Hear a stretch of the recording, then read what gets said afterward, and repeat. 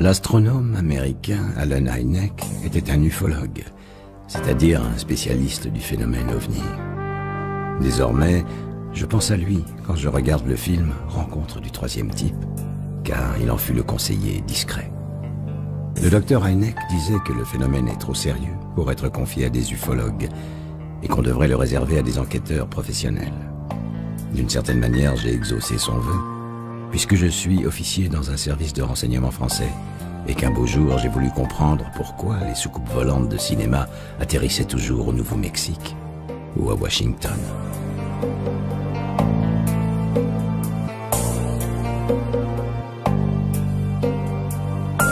Cette curiosité a fini par me conduire à la bibliothèque du Congrès de Washington, où toute l'histoire est résumée dans un rapport officiel. Il a été rédigé en 1976 à la demande du Congrès, et il s'appelle tout simplement « L'énigme des ovnis ». C'est Richard Hall, une légende de l'ufologie mondiale, qui m'a fait découvrir ce dossier, où l'on parle beaucoup de Allen Hynek, dont Richard a conservé toutes les archives. J'ai surtout découvert que les ufologues scientifiques ne sont pas des illuminés qui croient tous aux ovnis. Au contraire, ils se répartissent en 4 tendances, qui eurent 4 leaders historiques. L'astronome Allen Hynek est le plus attachant d'entre eux, car après avoir travaillé 20 ans au service de l'US Air Force pour une mission qui consistait à nier l'existence des ovnis, il a fini par avoir un doute et rejoindre le camp du commandant Keyhoe. L'ingénieur aéronautique Donald Keyhoe était persuadé que les ovnis étaient une réalité sur notre Terre, et il a passé une grande partie de sa vie à dénoncer le complot de l'US Air Force à ce sujet.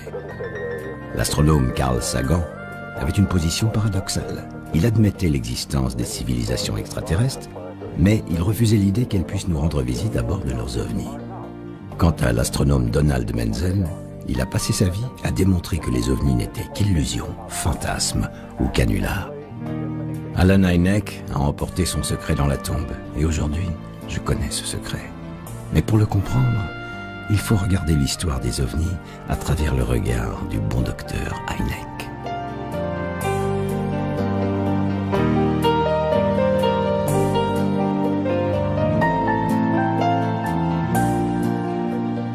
Le plus simple, c'est que je vous raconte cette histoire comme je l'ai fait un jour avec Alex, un ami qui préparait un livre sur le défi que l'idée extraterrestre pose à la pensée religieuse. Nous devions échanger des informations, et j'ai commencé par lui raconter mon pèlerinage au Nouveau-Mexique, la patrie des soucoupes volantes, qui regroupe tous les noms légendaires dans un triangle magique. Alamogordo, la ville qui a vécu de White Sands, le centre spatial où on a fabriqué les premières fusées américaines. Corona, le lieu exact où s'est écrasé le fameux ovni de Roswell. Socorro, lieu légendaire d'une rencontre du troisième type. Et au cœur de ce triangle, comme par hasard, mais je devais découvrir que ce n'était pas un hasard, Trinity Site, où explosa la première bombe atomique de l'humanité.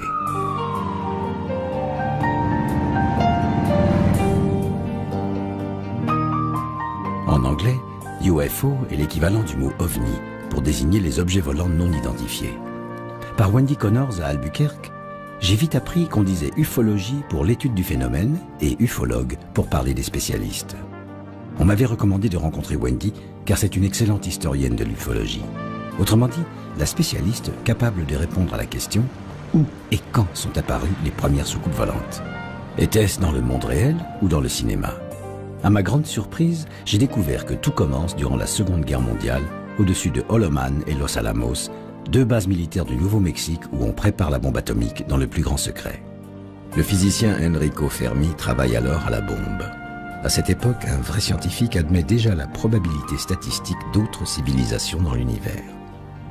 Comme Holoman et Los Alamos sont régulièrement survolés par des engins bizarres, Enrico Fermi s'exclame mystérieusement « Mais où sont-ils » Il veut dire par là, puisqu'ils existent, où se cachent-ils dans la galaxie?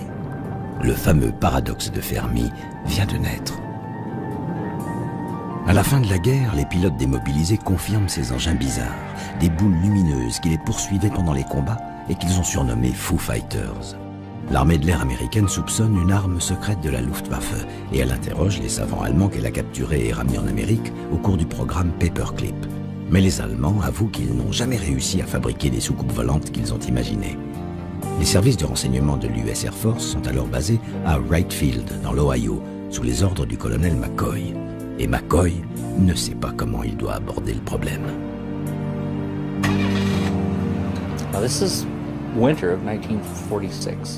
C'était durant l'hiver 1946. Le Pentagone a envoyé un message à Wright Field décrivant l'observation d'un aviateur haut gradé. Nous n'en savons pas plus. Quelques jours plus tard, le colonel Klingerman, le général Howard McCoy, directeur des services des renseignements T2, le colonel Miles Cole, ont fait ce qu'on leur a ordonné de faire. Ils ont commencé à enquêter sur cet étrange disque. La chose a filtré et les gens ont commencé à chuchoter, même dans les services des renseignements T2, à propos de ce fameux projet Soucoupe. Le projet Soucoupe a commencé à se développer lentement. Mais tout d'un coup, l'affaire Kenneth Arnold prend des proportions nationales, fait le tour du monde et tout le monde s'excite. Grâce à Wendy, j'ai appris que le nom de soucoupe volante fut inventé par la presse en 1947 à la suite du témoignage d'un pilote civil. De retour d'un vol dans l'État de Washington, Kenneth Arnold a raconté qu'il avait vu 9 disques argentés filant à grande vitesse et la presse s'est emparée de cette image amusante, lui faisant faire le tour du monde. Un des ingénieurs à Wright Field était un homme au nom d'Alfred Lodding. C'était un visionnaire, un génie de la conception aéronautique, qui allait devenir l'un des membres de l'équipe du projet Sign. En fin de compte, c'est lui qui a lancé le projet Sign, qui ne devait survenir qu'après l'affaire Kenneth Arnold. The Sign investigation has to be assumed to be the most pure. Il faut considérer le projet Sign comme l'enquête la plus sérieuse qui ait jamais eu lieu concernant le phénomène OVNI. Plus tard, l'Air Force sera condamnée pour son attitude envers les OVNI. Nous oublions que l'armée ne fait que ce qu'on lui dit de faire. L'armée ne détermine pas sa ligne de conduite. Sa ligne de conduite lui est dictée par le pouvoir politique du gouvernement américain. Mais le gouvernement avait peur. Il n'avait pas de réponse. Et le peuple américain exigeait une réponse. Quand on n'a pas de réponse, qu'est-ce qu'on fait? On fait du spectacle. Et c'est exactement ce qu'a été l'enquête officielle suivante au sujet des OVNI. Ça a été un spectacle portant le nom de projet Grudge.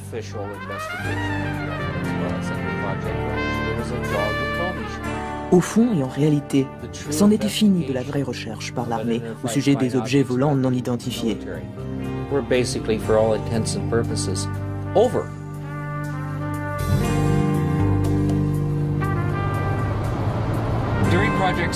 À l'époque du projet Sign, une des personnes impliquées dans ce projet était un certain colonel Arthur J. Hemstreet. Et le colonel Hemstreet a dit qu'on avait envoyé Alfred Lodding à Roswell dès qu'on a su qu'un objet avait atterri. Et qu'on lui avait donné l'ordre de ne rien dire de ce qui se passait à Roswell, même pas au général commandant le service de renseignement T2.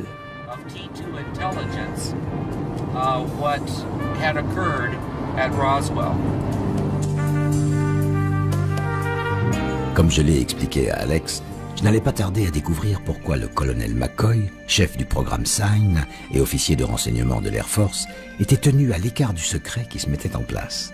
Un secret auquel Allen Hynek allait participer bien malgré lui, à la suite du changement d'attitude de l'Air Force dont parlait Wendy, et qui porte le nom de Grudge, c'est-à-dire rancune.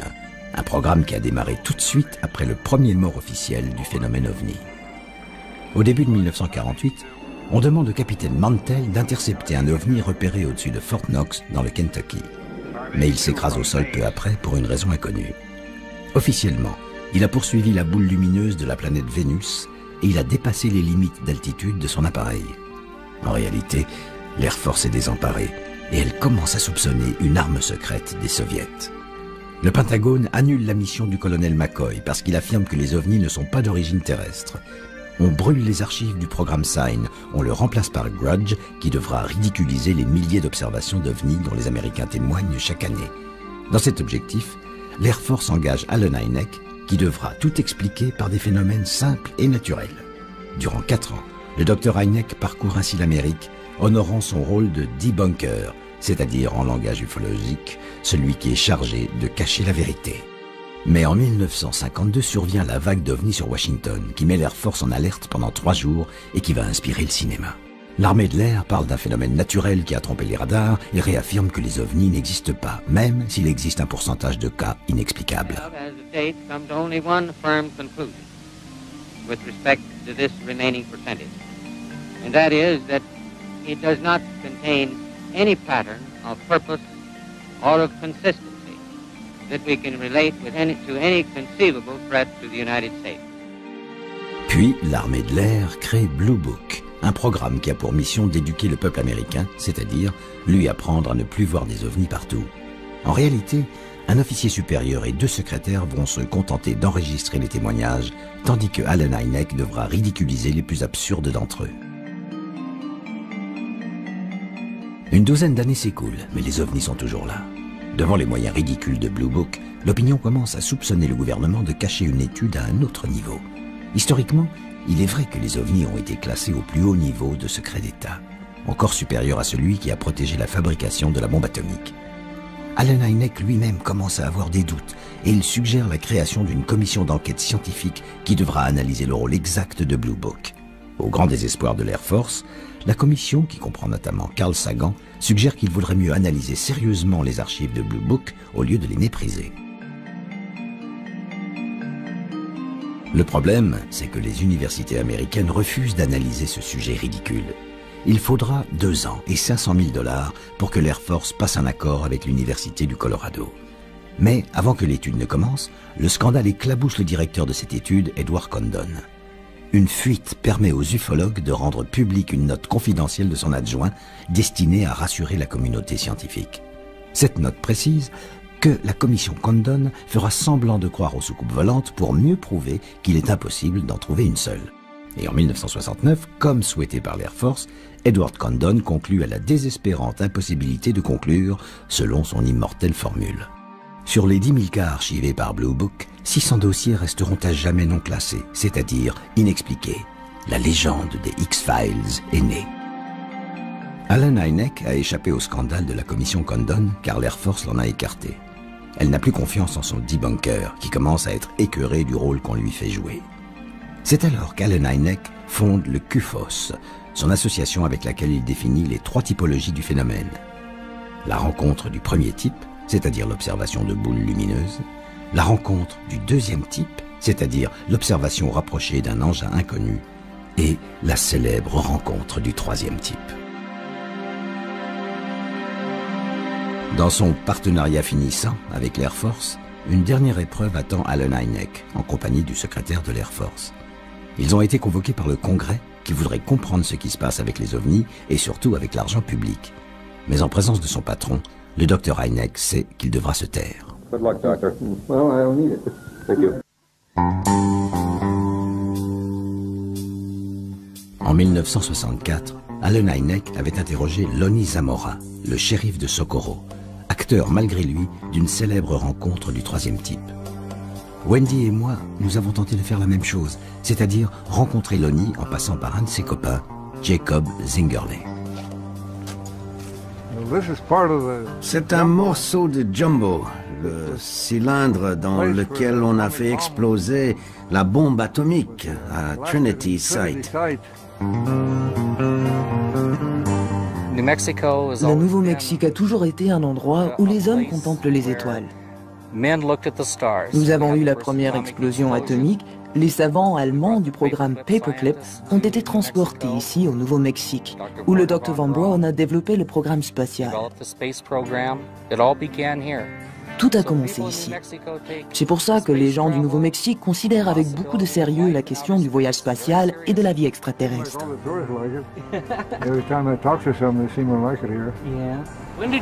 Quand est-ce que vous avez appris le crash de la soucoupe volante à Roswell? 2 ans plus tard, je crois que c'était une soucoupe volante, mais ils ont fait une sorte d'opération de camouflage. Le gouvernement a fait en sorte que personne ne sache rien. Je pense qu'il y a des voyages spatiaux entre les planètes. Il doit y avoir d'autres planètes comme la Terre dans l'univers, c'est certain. En fait, les gens qui vivent sur Terre ne viennent peut-être même pas d'ici, mais d'une autre planète. On les a balancés ici comme on balance un chat ou un chien dont on veut se débarrasser et qu'on abandonne quelque part. Je pense que ça s'est passé comme ça sur la Terre.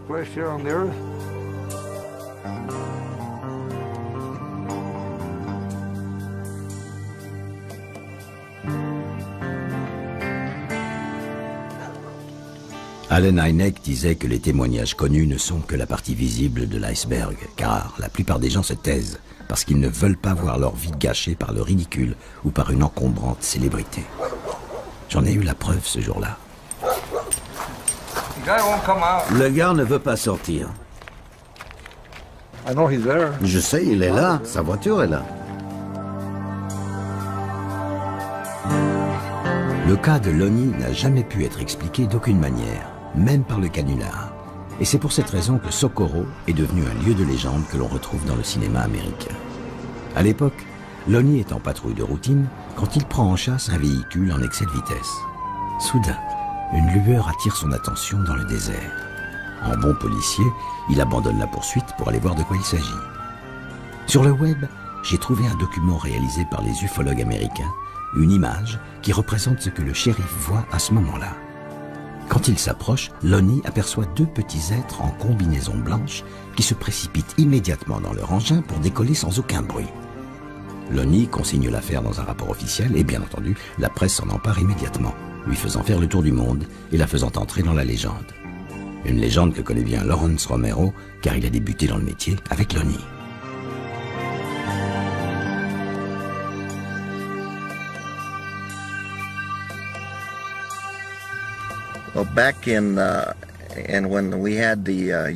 Quand on a eu cette observation d'OVNI ici à Socorro, j'étais un jeune officier de police de 20 ans et je venais juste d'être engagé. Je connaissais très bien Lonnie Zamora. Avec du recul, quand on regarde ce qu'il a vécu, le traumatisme qui en a découlé, l'humiliation et tout ça, je pense qu'il regrette toute cette affaire. We're going to be by the airport off the side road here, coming off the old 85 wood. I know Lonnie. Je connais Lonnie et je pense qu'on peut lui faire confiance, mais ça a très probablement détruit sa carrière.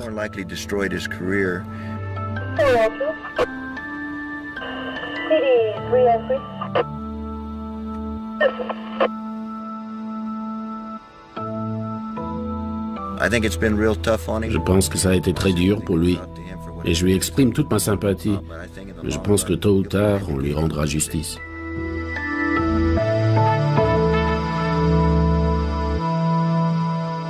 Ce qui est troublant, c'est qu'il est arrivé exactement la même chose et à la même époque dans le sud de la France, en Provence. Le témoin est un producteur de lavande qui s'appelle Maurice Mas. Maurice est au travail dans son champ quand il voit une chose bizarre se poser dans ses lavandes. Il s'approche, identifiant une voiture populaire de l'époque qu'il va aller décrire aux gendarmes. Les gendarmes retranscrivent son témoignage dans un dessin officiel avec un ovni qui ressemble étrangement à celui de Socorro. La seule différence, c'est que les 2 extraterrestres ont paralysé Maurice pour protéger leur fuite. On ne saura jamais s'il a été paralysé de terreur par un hélicoptère de la base militaire toute proche qui existait déjà à cette époque. Cependant, Valence seul n'est pas devenu sans raison l'autre cas légendaire de rencontre du 3e type. Il y a encore autre chose de très intriguant dans le cas de Maurice Mas et que l'on ne peut comprendre qu'en allant sur place. Il ne s'agit pas de rencontrer Maurice. Aujourd'hui, tout comme Lonnie, il ne veut plus parler. Il préfère oublier cette histoire et sa mauvaise célébrité. 2 choses qui lui ont gâché la tranquillité et la douceur de vivre dans la capitale mondiale de la lavande. Mais on peut toujours en parler avec l'adjoint au maire, Maurice Chassepoul. Ça a eu une retombée exceptionnelle. Ça a fait du bruit, comme on dit. Mais c'est vrai que depuis, systématiquement, les gens viennent, demandent, s'informent. Des années après, les gens s'informent. Mais où est-ce qu'on peut voir le lieu où la soucoupe s'est posée? Est-ce qu'il est vrai que l'herbe depuis n'a plus repoussé? Bon, elle est restée quelques temps de repousser, c'est vrai, mais depuis elle a quand même repoussé. On a des gens du monde entier qui continuent à venir. Alors au moment où la soucoupe s'est posée, où cet ovni, cet objet volant non identifié s'est posé, alors là ça a été... Mais personne, même Maurice Mas en avait assez. Il est parti d'ailleurs. Et au bout de quelques jours, on ne l'a plus vu. C'est vraiment quelque chose d'exceptionnel. Ça ajoute encore quelque chose au charme du village, parce qu'on a un village charmant. On n'a jamais fait de publicité particulière pour la soucoupe volante, mais on en parle quand même. Avec Maurice, nous sommes les quelques personnes qui, de Valençol, ont vu le soir même les traces sur le terrain. Et bien entendu, on s'est posé la question toute simple, qu'est-ce qui a bien pu se poser? Ça ne peut que nous alerter, nous mettre sur une piste où l'on peut aller beaucoup plus loin et peut-être qu'un jour, les scientifiques nous expliqueront ce qu'il en est de ces traces sur le terrain. Max Demolle est le maire de Valençol qui m'a parlé du deuxième ovni tombé il y a 10 ans dans le champ de son frère Maurice. En réalité, cet ovni n'en était pas un, mais son explication rationnelle vient paradoxalement au secours de ce que pensent certains ufologues. Je ne sais pas si c'était le vent ou si c'est... Enfin, il y avait... Du côté nord, c'était pas loin, les tiges. Et du côté sud, ça allait à 40 mètres loin. Alors des gens sont venus depuis voir. Des gens qui croient beaucoup aux ovnis et ils ont plutôt cru que c'était des ovnis, hein, eux. Mais moi, je sais pas si c'était un avion à décollage vertical ou si c'était simplement la foudre. En 1989, il est probable qu'il s'agissait de la foudre, attirée par les antennes radars situées à proximité. Et voilà ce qui est intéressant. Les radars émettent de très puissants champs de micro-ondes, dont certains ufologues pensent qu'ils peuvent perturber le vol des ovnis. Car ces mêmes ufologues pensent que les soucoupes volantes utilisent les micro-ondes comme énergie motrice. Ainsi, il y aurait une explication à l'ovni de Valençol en 1965. Il aurait été affaibli par les micro-ondes et il serait allé se poser dans le champ de Maurice Mas. C'est là qu'intervient l'ovni de Roswell, car les ufologues pensent que le célèbre crash du Nouveau-Mexique est dû à une perturbation par des radars militaires.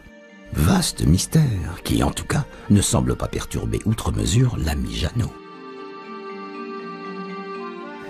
Ma foi, c'est flou, c'est pas net et ça reste comme ça, depuis des années et des années. Hein. Et on peut pas dire ni c'est vrai, ni c'est pas vrai, il a eu quelque chose, mais quoi? On téléphonait de partout, à la gendarmerie on téléphonait tout le temps, on y téléphonait d'Amérique, même à la gendarmerie. Vous êtes à la gendarmerie de Valençol, d'ici, de là. Alors ça bouillonnait, comme on dit. C'est une chose mystérieuse. Hein. Je vois pas hein, ce qu'on pourrait raconter. Hein. Je vois pas déçu. Hein. Comme on dit, ça a été classé. Et alors voilà, hein. On pourra aller boire un coup après. Hein. Alex écoutait mon histoire, qui en arrivait aux années 1970, c'est-à-dire au moment où Allen Hynek va travailler au scénario du film Rencontre du troisième type. Même si je fais confiance à l'imagination des scénaristes américains, je me suis toujours demandé d'où avait bien pu sortir l'image des petits hommes gris. Leur histoire commence en 1977, date à laquelle Jesse Marcel se libère d'un secret qui le mine depuis 30 ans, c'est-à-dire quand il était officier de renseignement technologique à Roswell, la base d'où est partie la bombe d'Hiroshima. Et Jesse Marcel raconte une histoire oubliée, mais qui fit le tour du monde en 1947. Un premier communiqué officiel de l'Air Force a annoncé que Jesse Marcel avait expertisé une soucoupe volante accidentée. Puis, un second communiqué émanant du général Ramey a démenti l'information. Enfin, le général Ramey a organisé une conférence de presse où Jesse Marcel a identifié les débris d'un ballon météo, source de la méprise avec une soucoupe volante. En 1977, les médias américains relancent l'affaire Roswell. It was not anything from this earth that I'm quite sure of. Because I was being an intelligence officer, I was familiar with just about all materials used in aircraft and in our air travel. This was nothing like that. Ainsi débute le mythe qui va inspirer les films et les téléfilms américains que nous connaissons aujourd'hui. One thing I was certain of, being familiar with all air activities, that it was not a weather balloon, nor an aircraft, nor a missile. Absolutely none. We knew that it was a cover story, and whose idea it was, I haven't the vaguest idea. La presse interroge les habitants de Roswell, comme Glenn Dennis. On apprend que les débris de la soucoupe volante ont été mis au secret dans un hangar avec 4 petits cercueils. Glenn rapporte alors le témoignage de sa fiancée de l'époque, qui était infirmière à la base militaire de Roswell. Il dit avoir oublié si c'était Adeline, Joyce ou Claudia, mais il se souvient des dessins qu'elle a réalisés pour lui, après avoir participé à l'autopsie d'un étrange cadavre. Glenn reproduit ces dessins pour la presse, qui associe leur image aux 4 petits cercueils. La légende des cadavres extraterrestres de Roswell est née. Légende? Pas tout à fait. Car la presse découvre que le secret de Roswell a été transféré à Wright Field, où le général Twining est alors chef du renseignement de l'Air Force. Les médias s'intéressent à lui et exhument sa déclaration publique de 1947. Les soucoupes volantes ne sont pas des essais militaires. Les témoins ont vu quelque chose, mais nous ne savons pas de quoi il s'agit. Comme Twining ne parle pas de ballon météo, et grâce à la loi sur la liberté de la presse, on exhume aussi une note secrète qu'il a adressée en 1947 au Pentagone, où il affirme que le phénomène est réel, ni hallucination, ni fiction. Loin de l'agitation médiatique autour de Roswell, Allen Hynek est alors en train de préparer sa collaboration au film de Steven Spielberg. Il se rend à l'ONU pour tenter de mobiliser l'opinion mondiale au sujet des ovnis. C'est l'époque où les amusants petits hommes verts de grand-papa deviennent nos très sérieux petits hommes gris d'aujourd'hui. À partir de là, l'Air Force va s'empêtrer de plus en plus dans ses explications.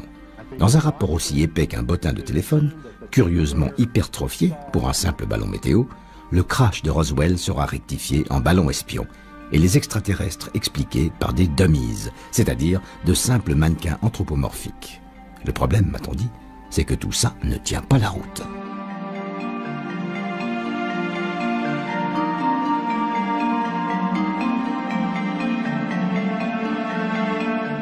Et j'ai vraiment envie de croire Wayne Madsen, un ancien de l'US Air Force, quand il démonte tranquillement ses versions de l'affaire Roswell.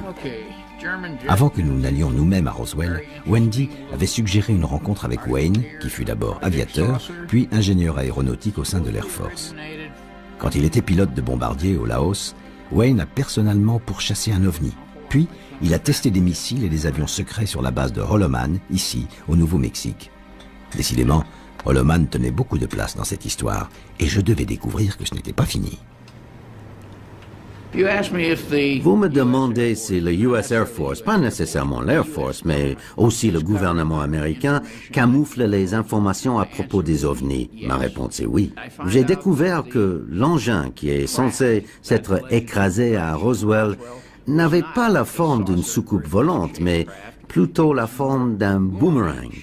Il y a eu des tas de rumeurs qui ont circulé. C'était un ballon espion, mogul, c'était un ballon météo. On a même cherché à savoir si ce n'était pas une fusée V2 qui aurait volé jusque-là avec une paire de singes dans le nez. Puis ils ont dit, d'accord, les extraterrestres supposés avoir été vus à Roswell n'étaient que des dummies, des mannequins anthropomorphiques. Malheureusement, ils ont fait une petite erreur parce que les dummies n'ont pas été utilisés à Holloman avant le 1er mai 1953 et l'affaire de Roswell date de 1947. Aussi, ça fait une petite différence là.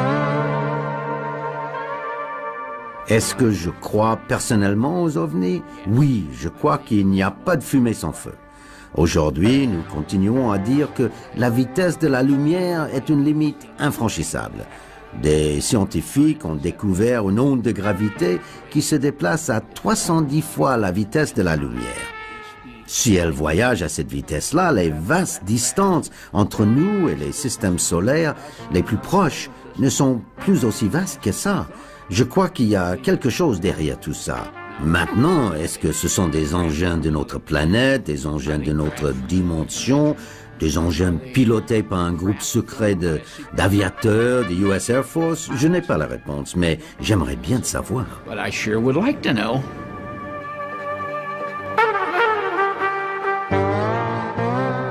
Enfin, nous sommes arrivés au cœur de la légende.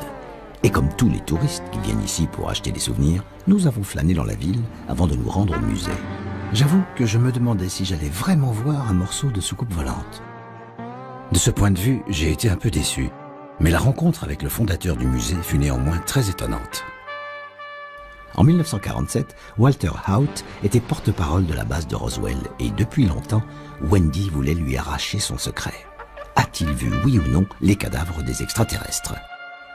Vous êtes l'homme qui a annoncé au monde que l'armée de l'air des États-Unis avait en sa possession une soucoupe volante.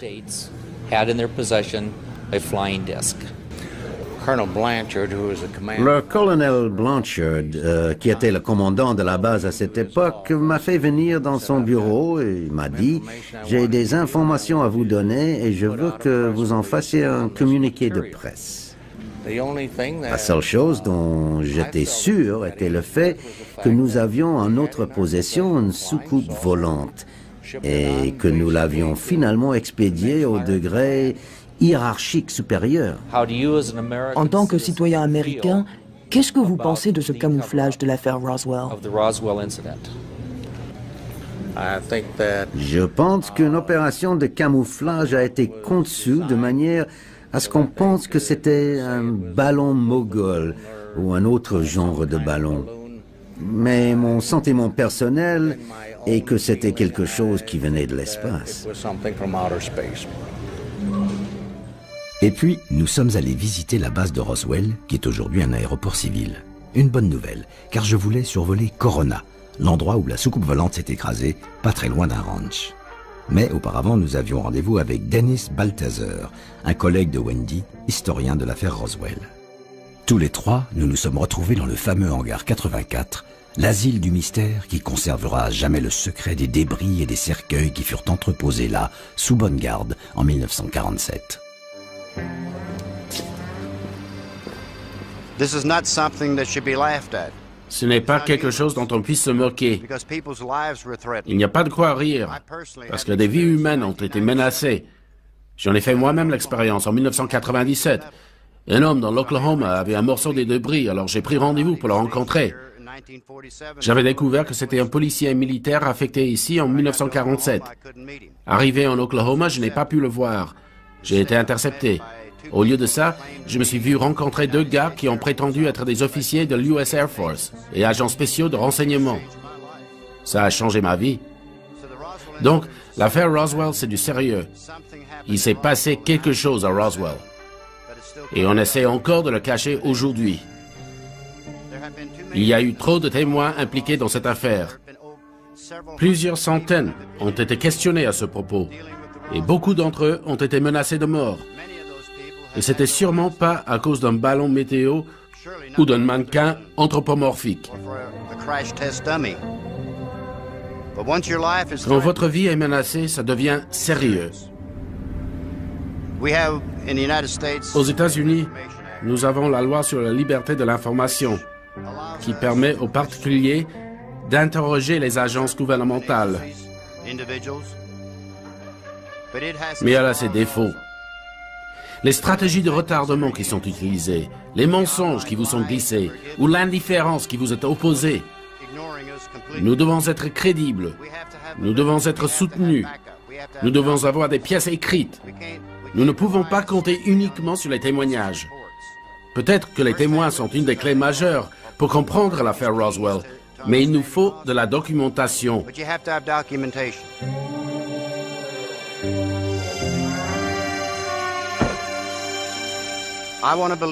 Je veux croire. Je ne suis pas suffisamment égoïste pour penser que je suis la seule chose dans tout l'univers. J'espère bien que non. Est-ce qu'une soucoupe volante s'est écrasée ici, dans ce désert du Nouveau-Mexique, il y a une 50aine d'années? Qui peut le savoir?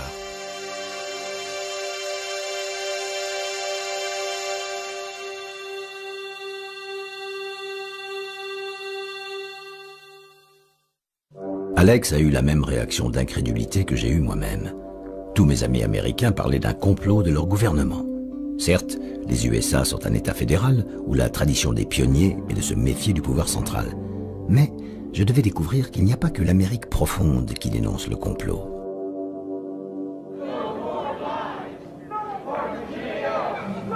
En 1990, le Congrès s'intéresse à nouveau à la manière dont l'Air Force traite le problème OVNI.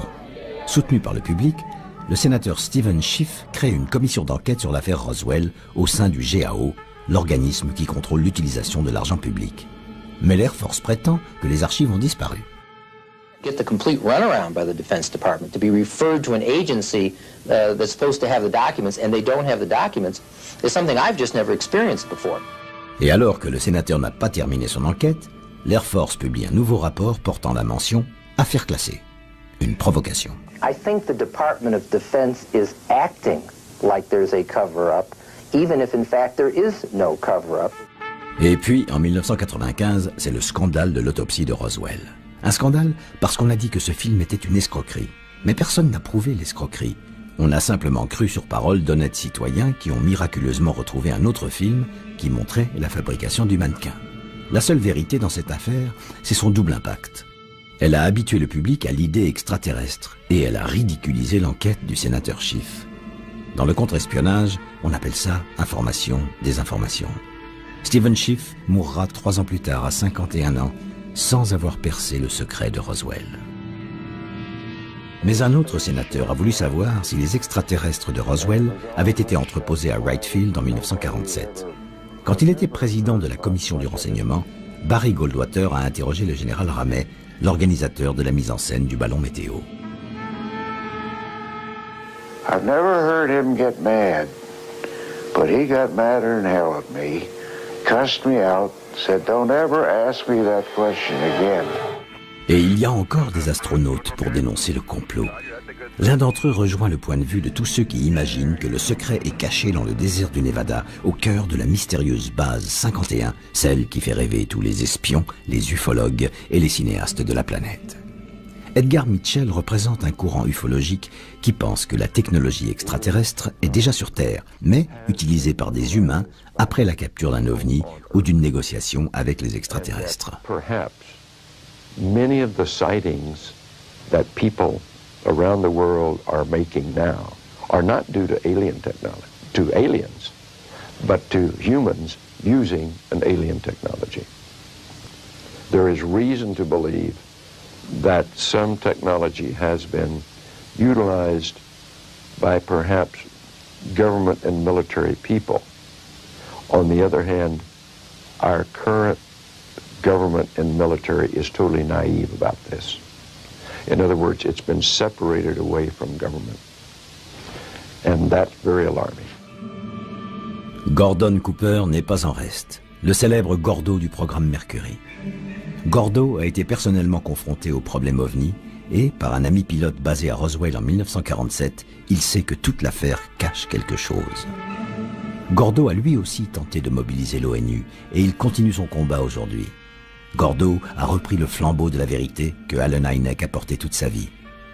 C'est en 1986 que le bon docteur Hynek est mort, emportant son secret dans la tombe.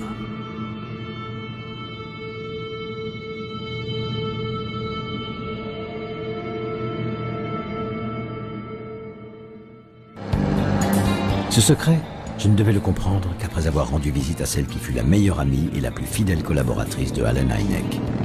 Comme c'était également une amie de Wendy, c'est Wendy elle-même qui m'a emmené dans le Colorado pour rencontrer Jenny Zeidman et son mari Gordon. Ce fut une rencontre très émouvante et c'est la raison pour laquelle je n'ai pas immédiatement réalisé l'importance d'une information que Jenny a glissée au milieu de ses souvenirs tandis qu'elle bavardait avec Wendy. Mais il est vrai que pour comprendre le secret d'Allen Hynek, il me restait encore beaucoup de chemin à parcourir. Mais tu vois, Wendy, à l'époque où le projet Blue Book n'existait plus, après quoi, 20 ou 21 années, je pense que l'Air Force en était arrivé à haïr Allen Hynek et que Allen Hynek en était arrivé à haïr l'Air Force. Allen Hynek avait fini par reconnaître que les ovnis étaient un véritable mystère scientifique et il voulait résoudre ce mystère pour le simple plaisir de le résoudre. mystery. And he wanted to solve this mystery for the joy to solve the mystery. The Air Force wanted him. L'Air Force lui demandait de donner des explications simples aux cas d'OVNI qu'elle lui fournissait. That they provided. And they provided. Mais elle fournissait ce qu'elle voulait.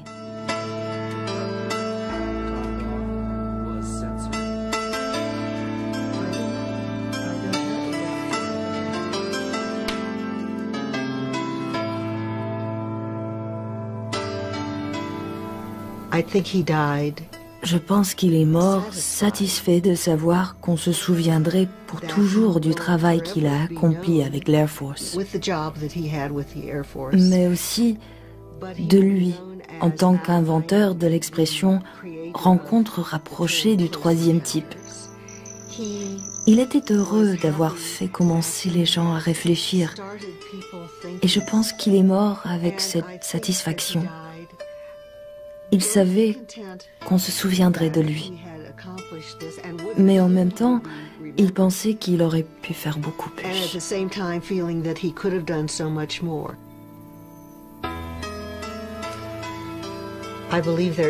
Je crois qu'il y a un complot de l'Air Force et du gouvernement vis-à-vis de l'information de l'opinion publique.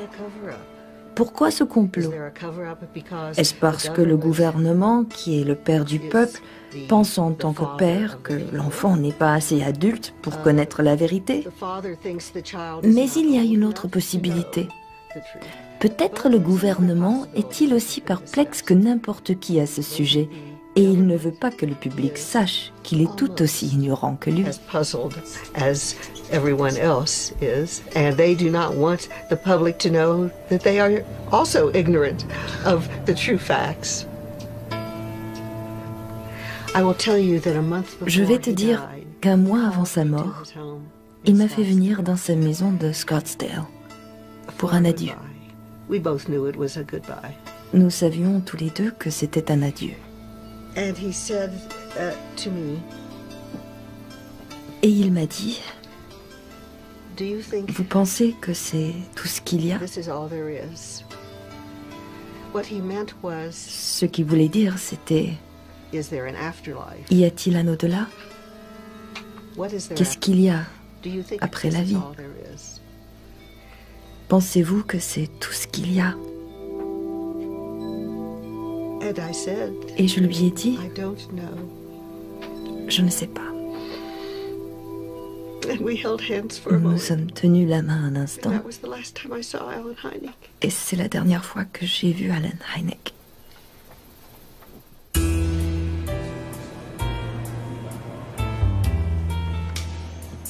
Et c'est ainsi que je me suis retrouvé à Washington pour discuter avec Richard Hall, sans Wendy, mais grâce à la chaîne d'amitié qu'elle avait organisée.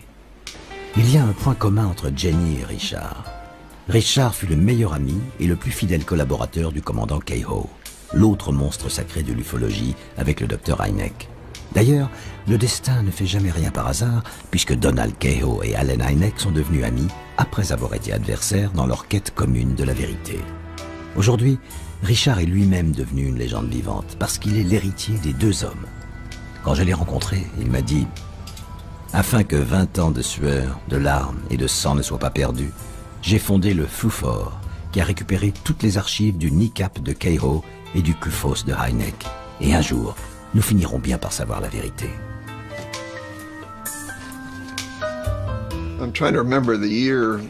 J'essaie de me souvenir en quelle année c'était. Je pense que c'était en 58 ou 59. Le colonel McCoy était déjà retraité de l'Air Force à ce moment-là.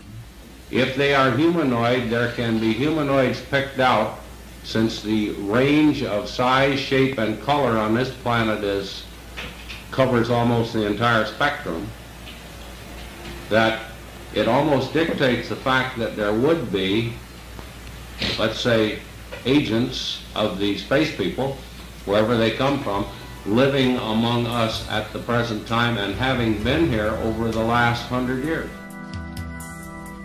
Quand je travaillais avec Donald Keyhoe, nous formions une bonne équipe parce qu'il savait comment fonctionnait le gouvernement et l'armée, car il était diplômé de l'Académie navale. Il était licencié en ingénierie, c'était un pilote très expérimenté, il avait une incroyable expérience d'aviateur. Je pense que le commandant Keyhoe a fini par conclure que c'était le CIA qui était derrière le secret visant les ovnis. En fin de compte, la raison pour laquelle ni le CIA, ni quiconque au gouvernement, ni même les médias ne sont capables d'aborder le sujet, c'est qu'il est trop complexe, trop difficile à comprendre. Les implications sont tellement vastes qu'il est beaucoup plus facile de dire « bon, c'est pas vrai ». Je pense que la vérité sur Roswell finira par être connue, mais j'aimerais préciser que cela n'a aucune importance. Mais admettons qu'on se soit trompé et qu'il s'agisse d'un test secret de notre part. Ça n'explique toujours pas les 50 dernières années d'observation d'OVNI, ça n'explique rien du tout. On a des engins qui volent dans tous les sens, qui laissent toutes sortes de traces physiques et qui ont la même forme partout dans le monde. Alors, qu'est-ce que c'est ?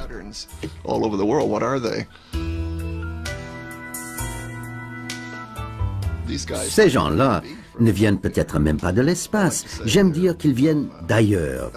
Par ailleurs, je suis ouvert à tout. Depuis les univers parallèles jusqu'aux voyageurs spatio-temporels, quoique sur le plan philosophique, j'ai quelques réticences envers le voyage dans le temps. Ils pourraient être des humains venus de futur ou quelque chose comme ça, je ne sais pas. Et je n'ai vraiment pas envie de spéculer sur ce genre de choses, mais je pense qu'il y a eu des rencontres face à face, les yeux dans les yeux, avec des êtres venus d'ailleurs, et qui ne sont pas d'une culture classique ou identifiée sur Terre. C'est comme ça que je pourrais exprimer la chose. On ne sait pas, tout simplement. C'est une des grandes questions qui sont aujourd'hui sans réponse. Il faut en même temps une bonne dose de patience et un grand sens de l'humour parce que les ovnis ne m'ont absolument pas rendu riche. Mais je garde bon espoir, surtout à cause de ma dernière publication, qui est plutôt énorme en fait.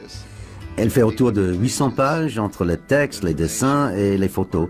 J'aimerais dire à la nouvelle génération et même aux gens plus âgés, étudiez l'histoire sérieuse des ovnis parce que si vous pensez qu'il n'y a pas de preuves, une grande surprise vous attend parce qu'il y a une énorme accumulation de preuves. Allen Hynek appelait même ça une embarras de richesse. C'était l'une de ses expressions. Il y a une sorte de déconnexion entre toutes ces preuves et la connaissance que les gens en ont. Et nous travaillons dur à rétablir cette connexion.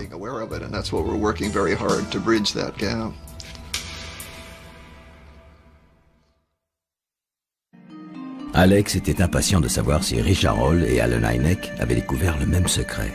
Mais pour comprendre, il faut d'abord admettre ce que les scientifiques nous disent aujourd'hui. L'existence d'une civilisation extraterrestre est probable, c'est-à-dire non prouvée, mais suggérée par les probabilités mathématiques. Ensuite, on peut aborder la question ouverte par Richard Hall. Les ovnis sont-ils des objets matériels ou des portes spatio-temporelles? Dans tous les cas, sont-ils vraiment sans danger pour nous? Cette dernière question a été sérieusement posée en 1999 à Paris par un groupe de personnalités civiles et militaires qui avaient l'habitude d'analyser l'évolution générale du monde au sein de l'Institut des hautes études de défense nationale, un organisme gouvernemental français. Ce groupe de réflexion a produit un rapport qui a été publié dans les kiosques avec le titre « À quoi doit-on se préparer ?» et qui a été parallèlement adressé au gouvernement français. Il recommandait de sortir les ovnis du ridicule où on les enferme généralement, car un jour, on pourrait avoir des problèmes, notamment dans le domaine de la sécurité aérienne. Cet événement, ajouté à ma rencontre avec Richard Hall, a constitué l'engrenage infernal qui m'a poussé à continuer mon enquête. First of all, the objects are not unidentified. We know what they are. Second, in many cases, in most cases, they're not flying. And finally, in many cases, they are not even material objects. Donald Menzel incarnait une approche qui consiste à ramener l'ensemble du phénomène à des illusions de la nature, comme l'aurore boréale, ou à des illusions humaines, comme les rentrées atmosphériques, les ballons stratosphériques et les avions secrets de toutes sortes. Bien entendu, sans oublier les vrais canulars, comme certains films ufologiques qui prétendent montrer une authentique soucoupe volante vénusienne. Donald Menzel s'attaquait aux ovnis en scientifique, ce que ne sont pas les sociologues, qui se contentent du fantasme pour tout expliquer. Le grand psychologue Carl Jung proposait quant à lui une explication poétique, affirmant que les soucoupes volantes sont la projection d'un mandala, le disque symbolique de la plénitude. Mais le problème est ailleurs, puisqu'on voyait déjà des ovnis au XVIIe siècle et que les pilotes d'aujourd'hui continuent à en voir. Allen Hynek disait qu'il faut toujours chercher le signal au milieu du bruit. Traduit chez les aviateurs qui voient des ovnis, cela veut dire qu'au milieu des témoignages visuels, il faut chercher ce qui est confirmé par un signal radar. J'ai évoqué cet aspect du problème avec 3 moustachus, c'est-à-dire 3 vétérans chevronnés. Jean-Charles Duboc est un ancien commandant de bord sur avion civil. Il a croisé un ovni en vol au-dessus de Paris en 1994 et il a témoigné ensuite, ce qui est rare. Bernard Norlin est ancien général d'armée aérienne et ancien directeur de l'Institut des hautes études de défense nationale. Il était dans cette fonction quand est sorti le rapport dont j'ai parlé. Quant à Jack Crean, c'est un ancien leader solo de la patrouille de France. Comme Jean-Charles, il a vu un ovni, mais c'était il y a longtemps.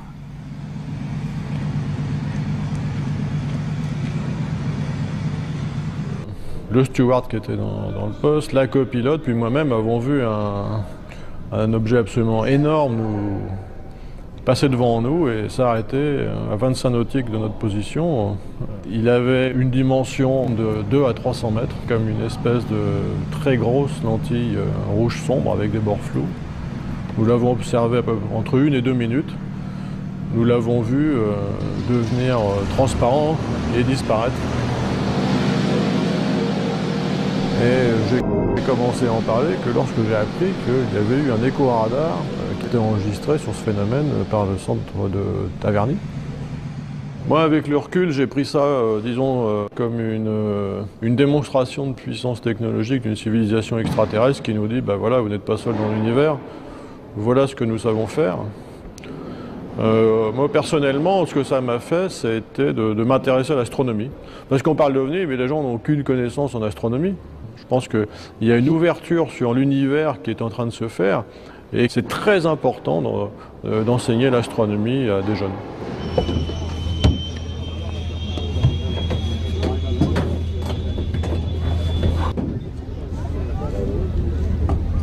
Moi, personnellement, je ne crois pas, tout au moins en première analyse, aux ovnis. D'abord, en tant que pilote de chasse, moi, j'ai jamais été témoin de phénomènes un peu bizarres. En revanche, je connais de nombreux pilotes, de mes camarades, de pilotes de chasse. Il y a de nombreux témoignages de telles observations. J'étais pendant 2 ans commandant de la défense aérienne, donc en charge de la surveillance de l'ensemble de l'espace aérien français. Il n'y a eu qu'un seul cas vraiment où il y a eu de nombreux témoignages très concordants sur un phénomène qui était inexpliqué. Et en fait, on a réussi à l'expliquer. C'était la rentrée dans l'atmosphère d'un morceau de satellite russe à l'époque. À partir du moment où il y a effectivement des phénomènes qu'on n'a pas expliqués de façon rationnelle là, dans l'immédiat, je pense qu'il faut qu'on s'y intéresse. C'est la raison pour laquelle, quand il y a un groupe d'anciens auditeurs de l'IHEDN, donc l'Institut des hautes études de défense nationale, qui sont venus me trouver pour voir s'ils pouvaient constituer un groupe de réflexion et de travail là-dessus. Bien sûr, j'ai dit oui parce que c'est quelque chose qui nous intéresse. Je vous rappelle que l'Institut des hautes études de défense nationale travaille sur les questions de défense et de sécurité avec des auditeurs civils et militaires en même temps. Peut-être que derrière, il y avait des problèmes au niveau de la défense et de la sécurité. Donc j'étais tout à fait d'accord pour qu'ils constituent ce groupe et qu'ils travaillent. Maintenant que derrière ça, je vous dis, ça ne pose pas d'autres questions en creusant, bon, mais un complot mondial, je ne crois pas du tout. Je ne pense pas qu'il y ait eu un phénomène de secret mondial, vous voyez, pour étouffer ce genre d'affaires.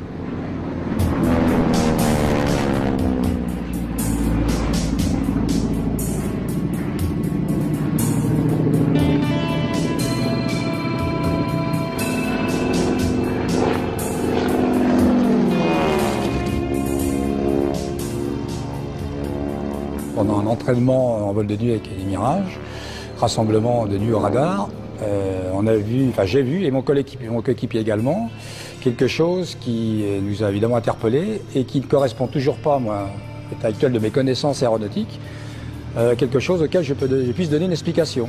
Je dirais un objet lumineux qui se déplaçait alternativement entre le chasseur et la cible.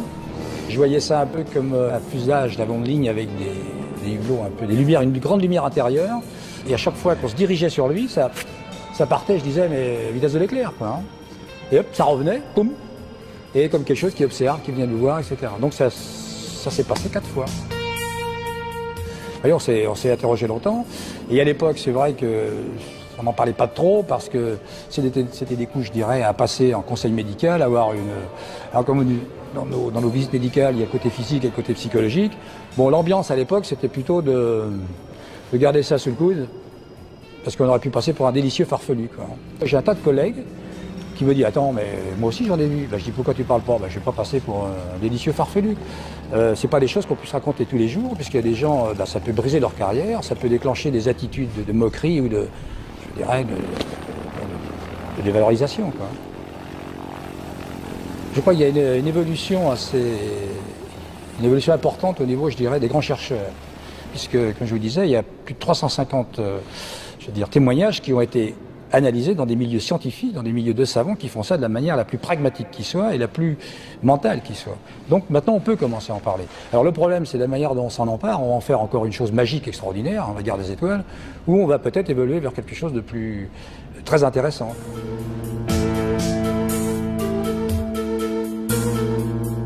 En réalité, cette évolution a commencé à l'époque de l'affaire Roswell, date à laquelle Yves Sillard était directeur du CNES, l'équivalent français de la NASA. Avant de devenir le père de la fusée européenne, puis secrétaire général à l'OTAN, c'est en 1977 que Yves Sillard a créé ce qui reste mondialement connu sous le nom de GEPAN. Alors face à quelque chose qu'on ne comprend pas, je pense que la bonne attitude scientifique, c'est d'essayer de comprendre.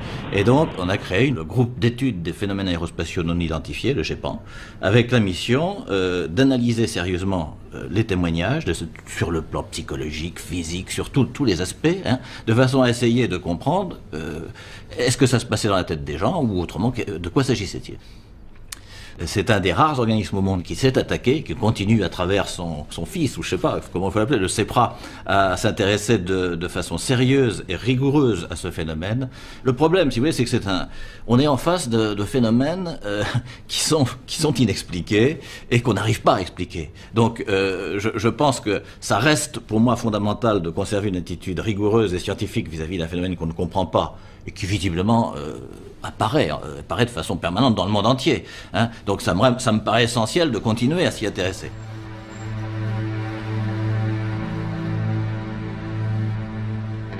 Le GEPAN a muté en 1988 pour devenir le CEPRA, dont le directeur actuel est Jean-Jacques Velasco. Jean-Jacques est ainsi l'héritier de deux pionniers, Yves Sillard, dont il a hérité les archives du GEPAN, et Allen Hynek, son modèle, dont il a hérité la méthode. Le docteur Hynek disait que le témoignage humain est la seule preuve en matière d'OVNI, mais aussi en matière de justice criminelle. Donc, dans les deux cas, il faut la même rigueur, mais aussi le même respect vis-à-vis du témoignage. En France, une procédure administrative prévoit que le CEPRA reçoive une copie des témoignages officiels en matière d'OVNI. Sa principale source d'information est la gendarmerie, parce que ce corps de police est de nature militaire et qu'il est donc très présent sur l'ensemble du territoire, avec un caractère généraliste en termes de contrôle et de sécurité. J'ai eu la chance de suivre une enquête déclenchée par un témoignage dans la région de Toulouse.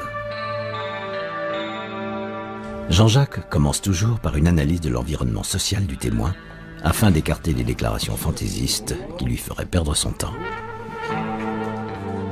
On est surpris par le fait que ces phénomènes présentent justement des caractéristiques de points lumineux qui sont observés dans le ciel. Cette personne vous semble saine d'esprit, elle n'est pas connue pour avoir un esprit blagueur, ni du point de vue de... pas connue non plus pour abus de boissons. Ensuite, Jean-Jacques étudie l'environnement physique de l'observation, c'est-à-dire qu'il recherche tout événement inhabituel qui aurait pu être provoqué par la nature ou par les hommes. Puisque l'observation de Toulouse se situait dans le ciel, la première chose à faire était de se rendre au contrôle aérien civil le plus proche. Quand on pense contrôle aérien, on pense tout de suite au radar qui voit tout, mais c'est une idée fausse. Un radar civil ne voit que les avions qui veulent bien se faire voir, c'est-à-dire la totalité des avions commerciaux. Ils sont équipés d'un appareil appelé transpondeur qui envoie un signal à la tour de contrôle. Cependant, la tour de contrôle dispose d'un autre radar, du même type que celui utilisé par la surveillance militaire. C'est un radar dit primaire qui voit tout, donc qui voit trop de choses. Et c'est la raison pour laquelle le contrôle civil ne l'utilise jamais. C'est simplement une mémoire, une sorte de boîte noire que l'on consulte quand il y a une enquête. C'était le cas ce jour-là. Et une surprise attendait Jean-Jacques.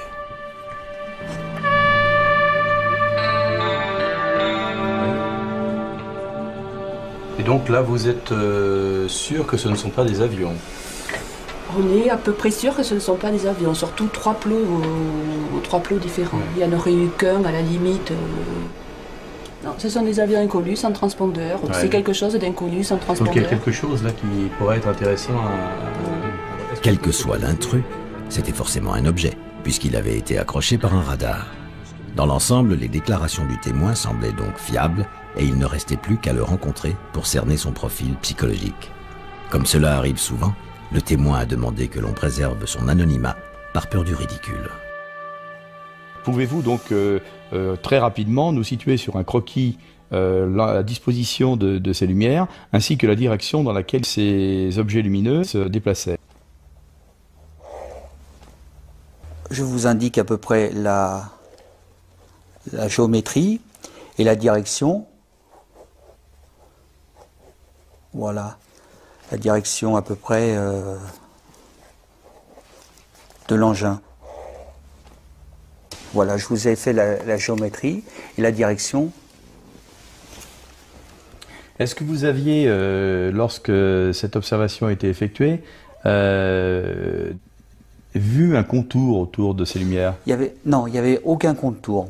Ce qui m'a surpris, c'était ce dessin géométrique, c'est comme des ballons de football si vous préférez, oui, à peu près 20 cm, un peu plus.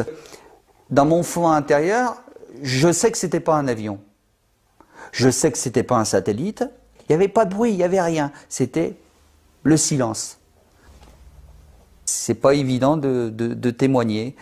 Et je me mets à la place des gens qui témoignent pas parce que c'est dur d'aller voir quelqu'un, de lui dire bon ben j'ai vu quelque chose.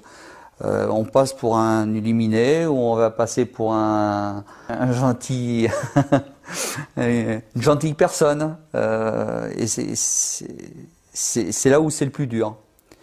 Mais ça m'intéresserait de savoir qu'est-ce qui s'est passé à 5h30 du matin au-dessus de chez moi. Voilà. Pour l'instant, Jean-Jacques ne peut pas répondre à la question de Monsieur X. L'enquête va suivre son cours, elle prendra peut-être plusieurs années. Les recoupements d'informations demandent du temps et surtout des moyens que ne possède pas le CEPRA. En attendant, le dossier a rejoint les archives historiques du GEPAN. Il deviendra un jour un ballon météo ou un petit avion de tourisme en infraction, à moins qu'il ne reste définitivement inexpliqué, un véritable objet volant non identifié, comme 1% des cas traités par Jean-Jacques. Nous avons quand même une bonne approche de ce que sont les chiffres sur la réalité du phénomène OVNI, et en particulier sous deux aspects. L'aspect lié aux observations terrestres. Nous avons des archives portant sur une cinquantaine d'années qui représentent un peu plus de 3000 à 3500 témoignages pour lesquels demeure un cas sur 100 inexpliqué. Et puis nous avons le deuxième volet, et celui-là est sans doute à mon avis, le plus pertinent pour une étude scientifique rigoureuse, qui est celui des cas aéronautiques. Et si nous reprenons l'étude qui a été menée en France par Dominique Weinstein à partir des données recueillies sur des données officielles, rapport Blue Book et données françaises et internationales, on peut constater que sur les 1200 cas d'observation aéronautique rapportés depuis 1942, nous pouvons dire qu'il y a 200 cas dont nous sommes sûrs qu'ils ont fait l'objet de mesures par des instruments que sont les radars. Soit les radars du sol vers le ciel, soit des radars à bord des avions. Et donc, ce que l'on peut analyser de l'ensemble de ces 200 cas, c'est qu'il y a une répartition à l'échelle de la planète. Depuis la fin de la dernière guerre mondiale, il a été extrêmement difficile pour des scientifiques de s'attaquer à ce sujet des ovnis, car ce sujet est entouré d'une espèce de tabou. Des hommes comme le professeur Hynek, ont souffert justement du fait qu'ils, comme on dit, ils se sont brûlés les ailes parce qu'ils n'étaient pas en accord avec ce que leur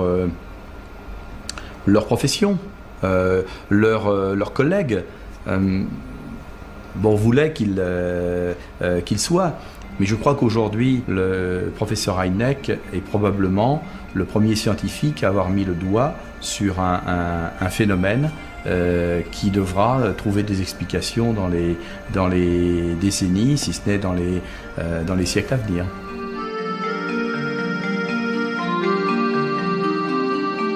Allen Hynek avait des doutes.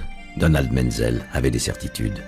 Ce qui est amusant, c'est qu'un troisième astronome a réussi à défendre une position exactement intermédiaire. Il s'agit de Carl Sagan, mondialement connu pour être l'un des pères du SETI, ce programme scientifique de la NASA qui recherche l'intelligence extraterrestre dans les étoiles.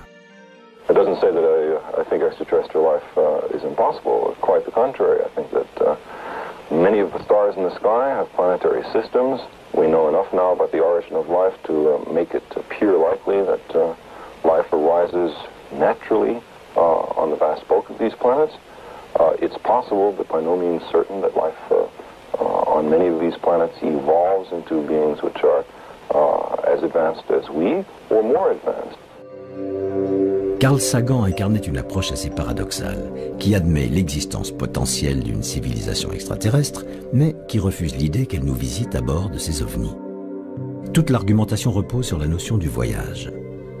En référence aux lois physiques que nous connaissons aujourd'hui, cela consiste à dire « Il faut des centaines de milliers d'années pour voyager à travers la galaxie. Donc, il est impossible que les engins spatiaux viennent faire un petit tour chez nous, puis repartent tranquillement chez eux. » Mais au moment où nous pensons à coloniser Mars, c'est oublier un peu vite qu'il a fallu une toute petite vie de terrien, 66 ans, entre le moment où un homme a fait un bond sur la Lune et celui où un autre homme a fait un bond sur la Terre avec la première machine volante de l'histoire. C'est encore oublier qu'entre le rêve de science-fiction d'Arthur C. Clarke et la matérialisation de ce rêve fabuleux, il ne s'est même pas écoulé 20 ans. Ce que l'homme imagine un jour, il le fait tôt ou tard dans la réalité. Alors, pourquoi refuser l'idée que d'autres, quelque part dans l'univers, font exactement la même chose que nous, ou l'ont peut-être fait bien avant nous? Si nous imaginons depuis longtemps des soucoupes volantes, terriennes ou extraterrestres, c'est qu'elles viendront tôt ou tard. Pour les terriennes, c'est déjà en route. Pour les extraterrestres, qui peut prédire l'avenir? Sinon la science-fiction.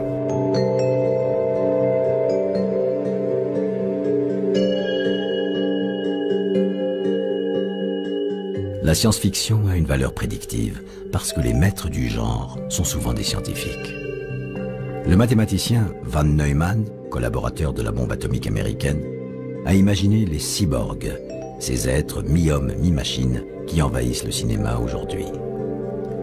Le biologiste Asimov a imaginé 3 lois de sécurité pour contrôler l'intelligence artificielle, dont sont déjà dotés les robots humanoïdes qui envahissent notre quotidien. Pour cette raison, l'Agence spatiale européenne a lancé ITSF, un programme d'études qui demande à Patrick Geiger, directeur d'un musée de la science-fiction, de proposer des idées futuristes. L'idée de base en fait de l'agence spatiale, c'est de se dire voilà, il y a 5000 auteurs ou 10 000 auteurs qui ont écrit ou qui écrivent de la science-fiction, et beaucoup de science-fiction liée à aux nouvelles technologies.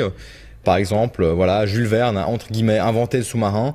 Est-ce qu'il n'y a pas un auteur de science-fiction qui aurait inventé quelque chose qu'on pourrait maintenant mettre en avant et développer? Il y a quand même quelque chose que je trouve assez incroyable, c'est qu'on a la possibilité là encore que dans 2 ans ou 3 ans, il y a un ingénieur qui travaille à 100% sur une idée qu'on avait trouvée dans Flash Gordon. Alors Flash Gordon a marqué les Américains parce qu'avant tout, donc c'était une des premières bandes dessinées quotidiennes de science-fiction qui a véhiculé tous les mythes. Et moi je suis vraiment persuadé que le rôle principal de la science-fiction ces dernières années, c'est d'avoir permis, entre autres, la conquête spatiale, parce que toutes les personnes qui ont travaillé dans le domaine spatial entre les années 40 et maintenant sont des gens qui ont lu les Chroniques martiennes de Bradbury. Moi, je pense par exemple à l'ascenseur spatial. L'ascenseur spatial, c'est une idée scientifique qui a été reprise ensuite par Arthur C. Clarke dans un livre qui s'appelle Les Fontaines du Paradis. Le principe, il est assez simple. Même construisons entre l'équateur et une orbite géostationnaire un lien fixe, quelque chose de très résistant. qui servirait vraiment de filin pour un ascenseur. Comme ça, on enverrait de façon très rapide et aisée du matériel jusqu'à l'orbite géostationnaire. Et maintenant, il y a quelques jours, la NASA vient de révéler qu'elle s'intéressait à cet ascenseur spatial et que dans les 50 prochaines années, une construction serait envisageable. Alors je pense que la science-fiction, c'est vraiment un masque révélateur, on va dire. C'est une façon de travestir la réalité pour mieux faire ressortir certains aspects. Par exemple, quand on parle, je sais pas, de clonage, eh bien évidemment, on pense à Aldous Huxley, qui a écrit Brave New World dans les années 30. Lui, c'est plutôt la question qu'il met en avant, c'est en quoi cette technologie de clonage a changé le monde. Et quand on prend Asimov, c'est plutôt l'impact que les êtres artificiels auront sur la société et qu'est-ce qu'il faut faire pour les empêcher de nuire ou d'interagir de façon violente avec l'humanité. Oui, la science-fiction est éternelle par définition, mais pas dans ce qu'elle décrit, mais plutôt dans la façon qu'elle a de montrer la relation entre l'homme et l'espace, l'homme et le temps, et l'homme surtout et sa création.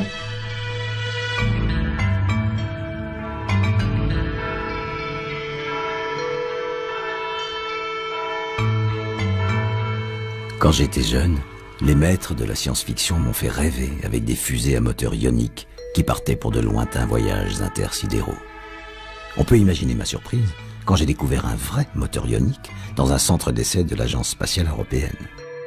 Mais hélas, je n'ai pas vu de moteur utilisant la magnéto-hydrodynamique, un système de propulsion révolutionnaire qui existe aujourd'hui dans les laboratoires et qui serait utilisé par les ovnis. C'était top secret ou on l'étudiait ailleurs. En tout cas, David Raitt, le responsable du programme ITSF, m'a bien confirmé que la fiction d'aujourd'hui, c'est la réalité de demain. Et quoique je ne sois pas très avide de science-fiction, même si j'apprécie ce genre de film, j'ai eu cette idée parce que la littérature et la bande dessinée de science-fiction sont pleines d'idées de technologies spatiales. Et donc il devait y avoir un moyen de savoir si ces idées étaient réalisables avec la technologie actuelle ou avec la technologie qui sera disponible demain matin. Quand le programme sera terminé, c'est-à-dire dans un mois ou deux, nous aurons une liste de ces idées que les ingénieurs et les scientifiques de l'Agence spatiale européenne pourront alors évaluer, simplement pour voir si elles sont faisables ou non, avec les technologies qu'on a sous la main. Dans notre programme, une idée qui a été évoquée est celle de l'ascenseur spatial, un moyen économique pour aller dans l'espace. C'est un Russe qui en a parlé pour la première fois aux environs de 1895. On y est revenu en 1960 et puis encore en 1975 avec une nouvelle de Arthur C. Clarke qui aborde ce concept. Et aujourd'hui, quelques 25 années plus tard, la NASA vient de publier un rapport sur le même concept, en concluant que dans 50 ans d'ici, la technologie pourra transformer cette idée d'ascenseur spatial en une application concrète qui enverra les gens dans l'espace de manière très rapide et économique. Donc, nous avons ce besoin d'explorer, en particulier cette voûte céleste piquetée de lumière que nous voyons tous les soirs quand nous regardons dehors. Il fait noir, nous voyons ces lumières, nous avons besoin d'y aller voir, nous voulons visiter ce genre de choses, parce qu'elles sont là et que nous sommes curieux. Quant à ce qui concerne la principale motivation pour la conquête spatiale, d'évidence, il y en a plusieurs, je pense. Le tourisme sera évidemment l'une de ces motivations, mais bien sûr, l'exploration sera une autre. Nous voulons voir comment se présente la vie sur la plus lointaine planète. Nous voulons savoir si la vie existe là-bas. Pourquoi notre planète, la Terre, serait-elle la seule planète de l'univers où on pourrait finalement trouver de la vie? Je ne crois pas que cela soit possible. Donc, l'exploration sera certainement l'une des motivations. Tourisme, exploration, il y en a certainement d'autres. Mais ces deux-là, au moins, sont les principales. Science-fiction ou pas, il devenait clair que la durée du voyage intersidéral était le cœur du problème, à partir du moment où on admet l'hypothèse scientifique de la civilisation extraterrestre. C'est à cet instant que j'ai abordé avec Alex l'échange d'informations dont je parlais, car il y a une manière radicale de régler le problème du voyage. The Air Force itself has officially admitted that flying saucers exist. This statement appears in Project Saucer case number 75. Not only that, the Air Force has officially analyzed the motives of possible visitors from space.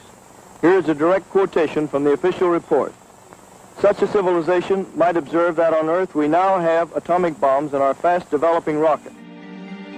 Donald Keyhoe incarnait l'approche qui consiste à dire que les visiteurs extraterrestres ne voyagent pas parce qu'ils sont déjà parmi nous. Ce n'est pas l'idée d'une invasion secrète, mais plutôt l'idée qu'ils seraient nos ancêtres. Des êtres semblables à nous-mêmes qui auraient colonisé notre planète avant le déluge et dont l'humanité conserverait la mémoire sous les traits de tous les dieux dont elle peuple le ciel. On peut sourire de cette approche, mais on peut aussi observer que dans la culture terrienne, la vie et la connaissance tombent toujours du ciel. Les textes religieux sont remplis d'allusions à des dieux, des anges, des géants ou des rois qui sont venus sur terre avec leurs chars de feu pour apprendre la soumission aux hommes et féconder leurs femmes. Et on peut encore remarquer que dans les anciennes civilisations humaines, les grands prêtres étaient toujours de grands astronomes, ou le contraire, ce qui revient au même. En matière de mystère cosmique, il y a d'évidence un lien entre le sacré et le profane. Et la meilleure preuve est que le père du Big Bang était un père de l'Église catholique, l'astrophysicien Georges Lemaître. Personnellement, j'en étais resté à Galiléo Galilei, qui a failli perdre la vie à cause de cet amalgame sacrilège, au contraire du pauvre Giordano Bruno, brûlé vif en l'an de grâce 1600, pour les mêmes raisons. Nos ancêtres les extraterrestres est la version moderne de l'hérésie qui choque autant les rationalistes que les croyants religieux. Mais comme me l'a expliqué l'écrivain Gildas Bourdet, elle a le mérite de rappeler que les grands mythes fondateurs de l'humanité sont toujours un mélange de réalité et d'imaginaire. Le père Corrado Balducci est un témoin tout à fait remarquable qui s'est prononcé sur les ovnis de manière positive.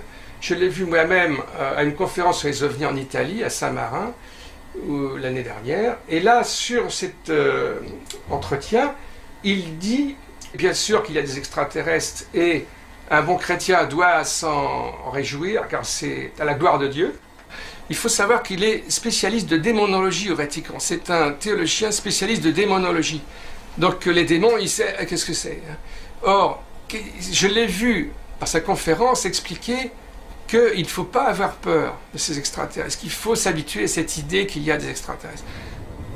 Il y a toute l'histoire des mythes les plus anciens et des textes fondateurs des religions qui donnent à penser que ce sont des extraterrestres qui ont fondé les grandes religions et beaucoup de mythes également.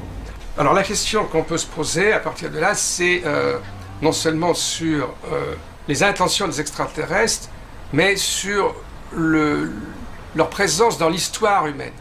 C'est un aspect que beaucoup d'auteurs ont étudié, et peut-être le point le plus délicat, mais qu'il faut sans doute aborder, c'est l'idée qu'il y a pu y avoir des manipulations génétiques qui ont aidé en quelque sorte à la naissance de l'humanité. Donc toute l'histoire humaine, et maintenant le dossier OVNI contemporain, nous amène à poser la question, sont-ils encore parmi nous? Eh bien, moi, je crois que oui, qu'il y a des extraterrestres qui sont là, qui sont parmi nous, et qui se cachent encore, mais qui commencent à se montrer un peu. Donc, peut-être que dans les années qui viennent, nous allons en savoir plus, je le crois aussi, sur cette présence des extraterrestres.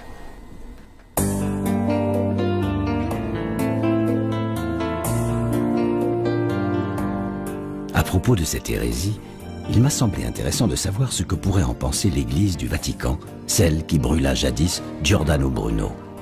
Je suis donc allé à Castel Gandolfo, dans la banlieue de Rome, bien connue pour abriter la résidence d'été du pape. Alex y avait organisé une rencontre avec l'un des auteurs de son ouvrage collectif, l'astronome George Coyne, qui travaillait sur le thème « En quoi l'idée extraterrestre est-elle un défi pour la pensée religieuse ?» L'entretien a eu lieu dans le palais d'été, car c'est le siège historique de l'Observatoire du Vatican. Membre de l'Académie des sciences pontificales, Monseigneur George Coyne en est le directeur. J'avoue que le père Coyne, jésuite américain, a bouleversé mes idées reçues, notamment quand il prend bien soin, pour parler de Dieu, de ne pas choisir entre le genre masculin et le genre féminin. Vous savez, il arrive parfois qu'un croyant pose la question: comment Dieu a-t-il pu créer un univers si vaste, si grandiose et si prolifique à l'égard de la vie, et ensuite limiter la vie à ce tout petit grain de sable que nous appelons la Terre. Quel genre de Dieu pourrait faire cela? C'est évidemment une question très intéressante à se poser. Où se trouvent ces extraterrestres dont nous pensons qu'ils devraient exister statistiquement et mathématiquement? Le Soleil est une étoile parmi 100 milliards d'étoiles dans la Voie lactée, notre galaxie. Il existe 100 milliards de galaxies dans l'univers. Ça veut dire qu'il y a 100 milliards par 100 milliards d'étoiles dans l'univers. Combien d'étoiles sont comme le Soleil? Disons 30 ou 40%. Combien de ces étoiles ont-elles des planètes tout autour? Pas 0%, mais disons 2%. Et de ces 2%, un demi% aura une planète comme la Terre. Et encore un autre demi% de ces planètes possédera une atmosphère qui sera développée comme celle de la Terre. Bref, prenons le pari qu'il existe une vie extraterrestre et que je rencontre cette vie extraterrestre en tant que croyant chrétien. Et alors je demande à cet être, croyez-vous en Dieu? Oh oui. Avez-vous commis le péché originel? Mais oui. Maintenant je lui pose la question, comment avez-vous été sauvé? Et c'est alors qu'il me dit ceci, Dieu nous a envoyé son seul fils pour nous sauver. Et alors là, j'ai un vrai problème. Dieu a envoyé son seul fils pour sauver ces gens qui habitent, disons, sur une planète autour de l'étoile Aquila. Mais il a également envoyé son fils pour nous sauver. Cela est-il possible? Je ne peux pas l'exclure. D'un côté, je trouve ça difficile à croire parce que c'est un défi lancé à ma foi, mais d'un autre côté, c'est un défi salutaire qui devrait aider ma foi à grandir au lieu de l'enfermer. Dieu est bien plus grand que ce que nous pourrons jamais imaginer quant à ce que il ou elle peut bien être. Comme tous les astronomes, le père Coyne acceptait donc l'idée de la civilisation extraterrestre. Restait le problème des ovnis. S'ils étaient un moyen de transport de cette civilisation, ils se déplaçaient d'une manière inimaginable. Seul un spécialiste des trous noirs cosmiques, comme l'astronome Jacques Paul, pouvait me faire concevoir l'inconcevable. Le trou noir symbolise un peu tout ce qui est noir dans l'univers, ça veut dire tout ce qu'on ne sait pas. Et les grandes avancées de la science dans le domaine de l'astrophysique, de l'univers en ce moment sont justement de découvrir l'étendue des choses noires. Cette exploration, de plus en plus, va prendre le bon sens en défaut et on va donner de la substance à ce qui était des visions, des rêves de science-fiction. Par exemple, le trou noir autorise des raccourcis dans l'univers. Donc, d'une certaine manière, autorise, entre guillemets, des voyages plus rapides que la lumière. Du moins, autorise à la possibilité de suivre des raccourcis qui font qu'on ira apparemment plus vite que la lumière. Dans la mesure où il tord l'espace et le temps, qui ne font d'ailleurs plus qu'un, eh bien, il autorise aussi des raccourcis dans le temps. Et pourquoi pas des plongées dans le passé ou dans le futur. Donc, les trous noirs seraient des moyens de communication non seulement à l'intérieur de notre univers, mais pourquoi pas avec d'autres univers. Alors ces univers sont-ils parallèles? Ça c'est une autre histoire, je ne sais pas, mais vous savez, il y a tellement de choses qu'on ne sait pas. C'est une possibilité pour comprendre qu'il y a peut-être d'autres moyens de se déplacer dans l'espace et dans le temps. Maintenant, l'utiliser, c'est une autre paire de manches. Mais bon, voilà. Les grandes agences spatiales ont pour but maintenant de chercher dans l'environnement du Soleil, c'est-à-dire dans la très très proche banlieue galactique, de chercher des planètes qui ressemblent à la Terre. J'imagine mal que l'humanité, découvrant l'existence de planètes habitables, n'aille pas y faire un tour. Hein. Ce ne sera pas des voyages plus difficiles à faire que ceux des colons qui ont pris le Mayflower sans espoir de retour. Là, c'est pareil. À ce moment-là, ils sont instantanément devenus des extraterrestres. Ce seront les humains qui seront à ce moment-là des ovnis des autres. On n'est pas très loin des univers parallèles et du saut dans l'hyperespace. Hein. On n'est pas très loin de Star Trek. Maintenant, ce qui sera sans doute le futur n'aura rien à voir. Ce sera encore sans doute plus fabuleux. Et que quand les gens regarderont Star Trek dans 2 siècles, ils trouveront que c'est affreusement ringard. Et que ce qui se passe à ce moment-là sera infiniment plus amusant. Décidément, les astronomes sont des magiciens.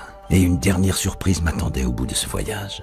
À savoir qu'une civilisation extraterrestre est peut-être déjà très proche de nous, s'amusant à nous faire voir des ovnis parce que nous avons besoin de merveilleux et pour nous habituer doucement à sa présence.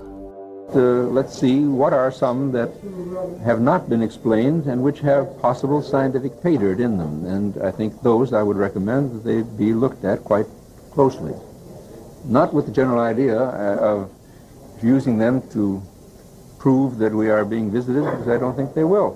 However, a scientist has to keep open-minded on it, and an investigation, a scientific one, without fanfare, a quiet look at the data, I think is in order. Toute sa vie, Allen Hynek a tenté d'ouvrir l'esprit de ses contemporains vis-à-vis des idées qui choquent le bon sens. Hier, ce qui choquait, c'était que la Terre fût ronde. Aujourd'hui, ce sont les mondes parallèles. À l'époque de rencontre du troisième type, Allen Hynek et Jacques Vallée avaient créé le Collège Invisible, un petit groupe de scientifiques qui voulait aborder la face obscure du phénomène OVNI. Jacques Vallée était l'autre conseiller de Steven Spielberg, caché derrière le personnage joué par François Truffaut. Le Collège Invisible travaillait sur l'idée qu'une force puissante a influencé l'humanité dans le passé et qu'elle continue à l'influencer aujourd'hui. Les ovnis seraient donc une projection de notre inconscient, mais une projection contrôlée par une force d'origine inconnue venue du plus profond de nous-mêmes ou venue du plus profond de l'espace. Aujourd'hui, Jacques préfère se taire, car il est difficile d'expliquer que cette force est peut-être une sorte de mémoire cosmique, gravée au cœur de tout ce qui vit dans l'univers, c'est-à-dire gravée au cœur des atomes universels. Dans ces conditions, le phénomène OVNI serait une projection visuelle de cette mémoire enfouie, mais une projection intemporelle comme l'univers, qui nous montre à la fois notre passé et notre futur. Au moment où nous allons envahir le système solaire, la seule question est de savoir si cette mémoire nous revient toute seule ou si quelqu'un nous aide à retrouver la mémoire. Moi, j'ai peut-être trouvé la réponse dans ce que m'a raconté l'astronome Jean-Claude Ribes. Le paradoxe de Fermi, en gros, c'est de dire où sont-ils? Mais où sont-ils? Les astronomes et avec eux les biologistes sont convaincus qu'il doit y avoir plein de civilisations extraterrestres. Mais alors si c'était ça, on devrait déjà les voir, ils devraient être venus. Parce que ce qu'il faut voir, c'est que la durée humaine, c'est rien par rapport à la durée de la galaxie. On s'aperçoit qu'en un temps astronomiquement très court, 10 000 ans, 100 000 ans, même en 1 million d'années, une civilisation, une seule si elle existe, va essaimer, va avoir conquis la galaxie. Or, on ne les voit pas. Donc c'est ça le paradoxe, c'est de dire, mais on est convaincu qu'il y a des tas de gens, mais où sont-ils cachés? Le physicien américain O'Neill, qui n'est pas un auteur de science-fiction, a imaginé, il y a déjà plusieurs années de ça, des îles artificielles, des îles de l'espace, on peut appeler ça des planètes creuses aussi, qui seraient de grands cylindres de 30 km de long sur 6 km de diamètre, qu'on va construire dans notre système solaire d'abord. Probablement l'endroit le plus favorable, où on a beaucoup de matériaux, c'est entre Mars et Jupiter, là où il y a ce qu'on appelle la ceinture d'astéroïdes. Donc, un jour, on enverra certaines de ces îles, en groupe, vers une autre étoile. Alors, ce qu'on imagine de faire, nous, un jour, je ne sais pas quand, mais enfin dans les siècles prochains, ce qu'on imagine de faire d'autres, ailleurs, puisqu'on pense qu'il doit y avoir d'autres civilisations ailleurs, pourrait le faire. On peut le faire, peut-être déjà. Autrement dit, ils pourraient être parmi nous, du moins dans le système solaire, cachés quelque part, dans cette ceinture d'astéroïdes.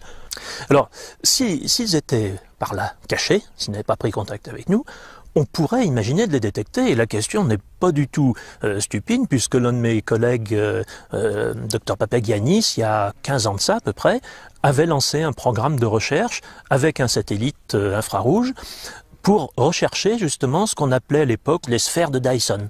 C'est le physicien américain Dyson qui avait imaginé ça, en disant Si une civilisation est évoluée, elle ne va pas se contenter de ces planètes, elle va se constituer des sphères avec de la matière, et dans ces sphères, elle vivra autour de son soleil, par exemple, ou autour d'une source artificielle. C'est une hypothèse fantastique, extraordinaire, mais qui n'est pas irrationnelle. On peut assez bien démontrer justement que ce que nous envisageons de faire plus tard dans l'espace, d'autres l'auraient fait. Et dans ce cas-là, ces extraterrestres, ils ne viennent pas de très loin aujourd'hui, ils sont déjà parmi nous. Je ne dirais pas qu'ils sont sur Terre, mais ils sont dans le système solaire et ils viennent nous voir. Je m'imagine un astronome en train de scruter le ciel, d'écouter avec les grandes oreilles des radioastronomes. On regarde, si par hasard il n'y a pas un signal, puis derrière moi, il y a un petit extraterrestre en train de me taper sur l'épaule, et j'ai certains collègues qui disent « Non, je me retournerai pas parce qu'il peut pas être là. » Ben, je suis désolé, mais moi j'ai quand même envie de me retourner pour voir, juste au cas où. Des extraterrestres dans la banlieue de la Terre. Voilà la pièce manquante pour comprendre, peut-être, le secret du docteur Hynek dont Jenny est la dépositaire, et qu'elle garde pour elle, car elle sait qu'il est littéralement incroyable. But, in 1973, mais en octobre 1973, pendant la grande vague d'ovnis sur la côte est des États-Unis, Hynek et moi, nous étions à un déjeuner dans l'Ohio. Et quelqu'un à table a dit à Hynek, « Alors, Dr. Hynek, c'est vrai que des corps d'extraterrestres ont été transportés à Wright Field ?» Et Hynek a répondu, bien sûr il a répondu, « Je ne sais pas. » Alors, il s'est tourné vers moi et il a chuchoté, « Mais si, c'est vrai. » Et Allen Hynek précise qu'en réalité, les corps ont été transférés à Holloman au Nouveau-Mexique.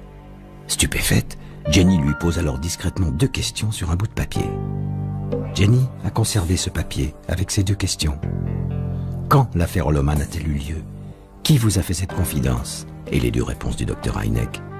1962. L'Air Force. Et on n'en a jamais reparlé. Plus jamais, pour mon plus grand regret. Jenny Zeidman a partagé le combat d'Allen Hynek pendant plus de 30 ans. Et on ne peut pas imaginer que le docteur Hynek se soit moqué d'elle avec une simple plaisanterie. Il n'y a donc qu'une seule alternative. Soit on s'est servi de lui pour qu'il répande une fausse vérité, soit on lui a dit la vraie vérité, en sachant que personne ne le croirait s'il venait à la révéler. C'est peut-être ça, le secret américain. Un jeu subtil, où l'information se mêle à la désinformation, pour nous préparer doucement à l'inéluctable vérité au moment où nous allons coloniser le système solaire. Souvenez-vous, c'était la prédiction d'Arthur C. Clarke dans 2001, l'Odyssée de l'espace. Nous sommes en 2001. Et désormais, j'ai du mal à dormir.